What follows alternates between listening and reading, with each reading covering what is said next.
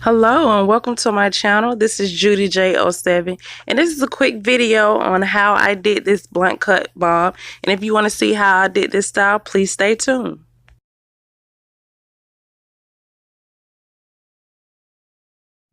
Right here I'm just finna show you how I do the braid patterns for my bobs.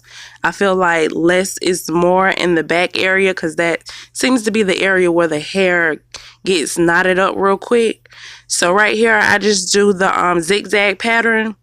Normally I do about 4 zigzag braids going, but right here I'm just gonna do 3.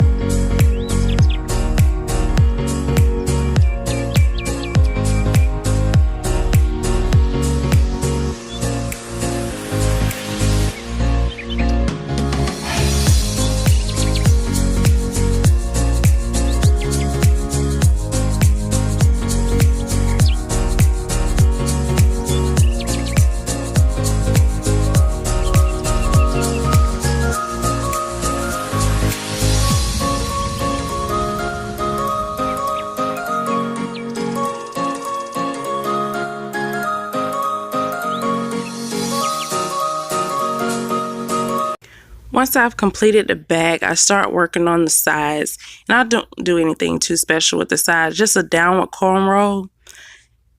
And once I get finished with a cornrow, I just take the ends and I add it to the next cornrow that I'm working on. And I do a couple of braids on this side, and then I start working on the other side and I do a couple of braids over there. And I just go back and forth to make sure the braids are even. I'm kind of a little neat freak when it comes to my braids, but anyway. Once I get finished with my last braid, I take the ends and I take a crochet needle hook and I just crochet the end throughout the hair. And I've seen some people where they take thread to tie down their ends, but I just tie it down while I'm sewing the hair in. So it's just how I do it. But right here, I'm just taking my hot comb and I'm just pressing out her edges, because I really don't want to use the edge control right now while I'm braiding the hair. I just want to do that at the end. When doing the sewing, I honestly feel like the most important thing is your foundation. If you have a solid foundation, then your sewing will turn out perfect. It'll last longer, so that's why I take my time braiding the hair, and I also take my time with parting the hair.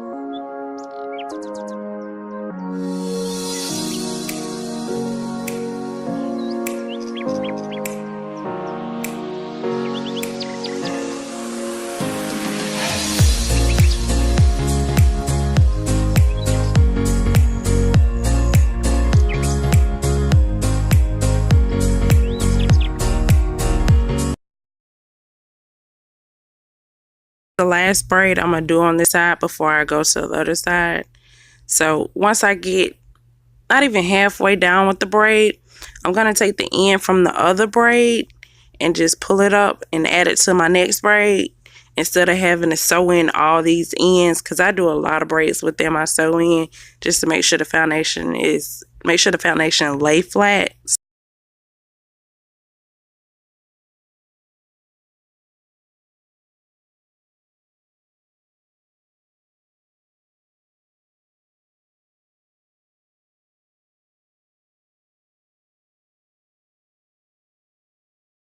This is what the foundation looked like once I finished with it. And right here, I'm just going to take some Softee, mango hair grease, and I'm just going to put some of that between her scalp.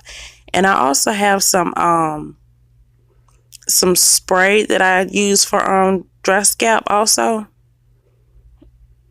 And I'm just going to spray that on once I've completely put the hair grease within her scalp. I just hate for my clients to have dry scalp, and that gives them another reason to take their to remove their sew-in. So make sure that scalp is moisturized. It'll last longer also.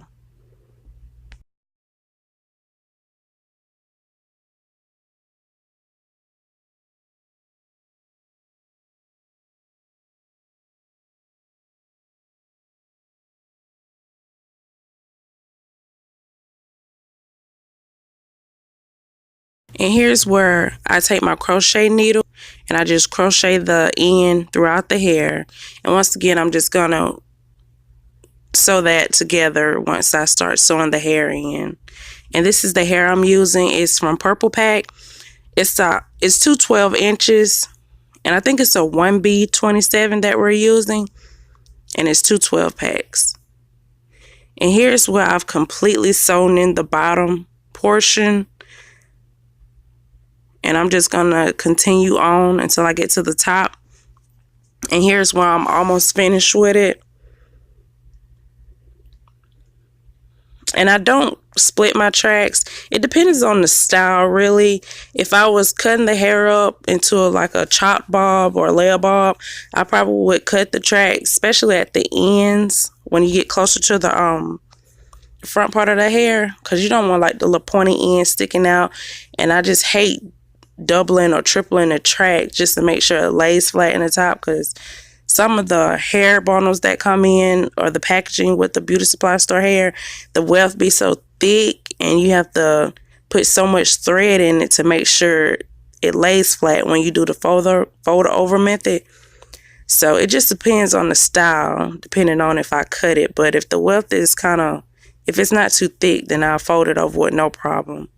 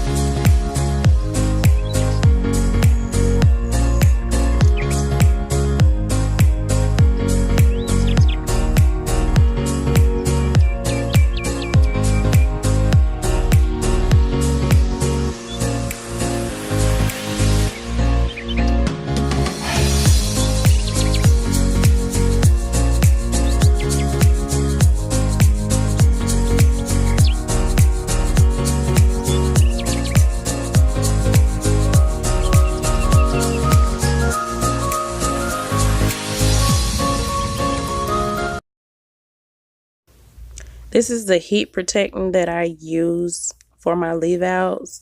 Whether you're natural or relaxed, I still use leave out just to protect the hair. And I just use a dime size, and I make sure I put it within the hair to protect the hair. And if you really don't know how to work with natural hair, I suggest you look up videos on how to press it out properly. Because if you don't press the hair out properly, dealing with a sewing with the leave out, I feel like you just really wasted your time. So I made sure I knew how to press hair out to make sure it laid flat on the sew end.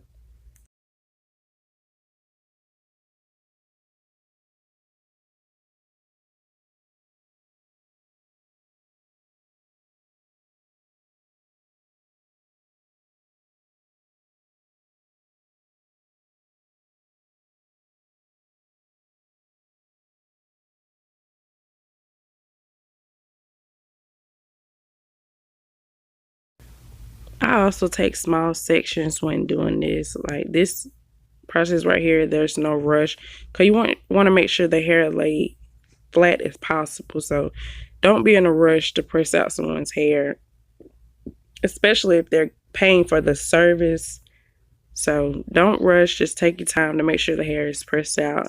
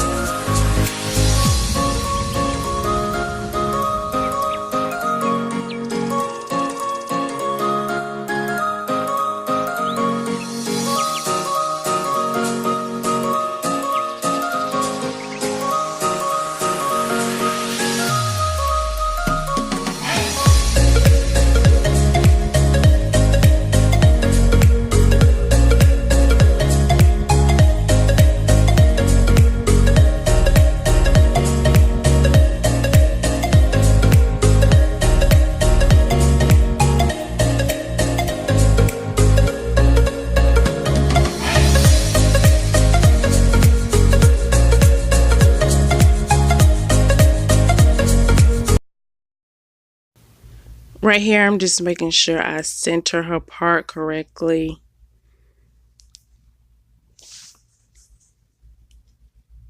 And here is the finished look. And I hope you have enjoyed this video. I hope you would subscribe to my channel and give this video a thumbs up. Until next time, bye.